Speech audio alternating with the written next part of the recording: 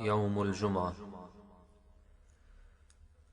بسم الله الرحمن الرحيم. اللهم صل على محمد وآل محمد.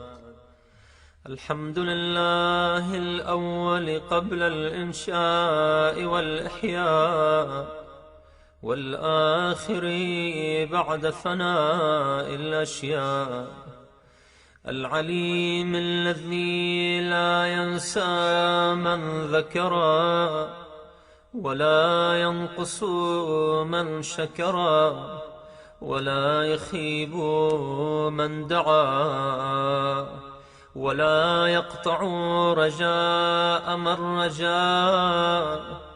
اللهم إني أشهدك وكفى بك شهيدا، وأشهد جميع ملائكتك وسكان سماواتك وحملة عرشك ومن بعثت من أنبيائك ورسلك وأنشأت من أصناف خلقك، أني أشهد أنك أنت الله لا إله إلا أنت، وحدك لا شريك لك ولا عديل ولا خلف لقولك ولا تبديل، وأن محمدا صلى الله عليه وآله عبدك ورسولك،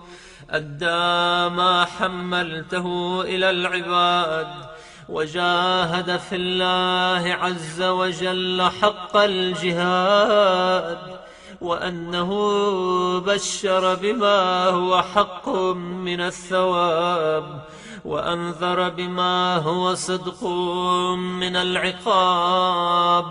اللهم ثبتني على دينك ما أحييتني، ولا تزغ قلبي بعد إذ هديتني، وهب لي من لدنك رحمة إنك أنت الوهاب.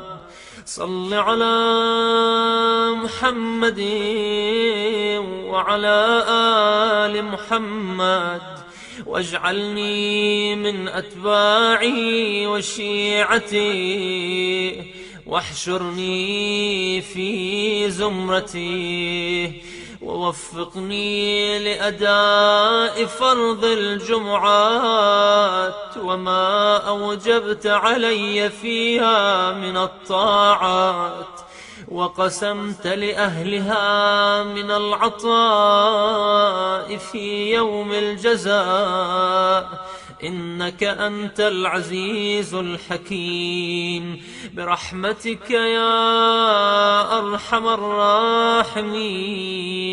وصلى الله على سيدنا محمد وآله الطاهرين.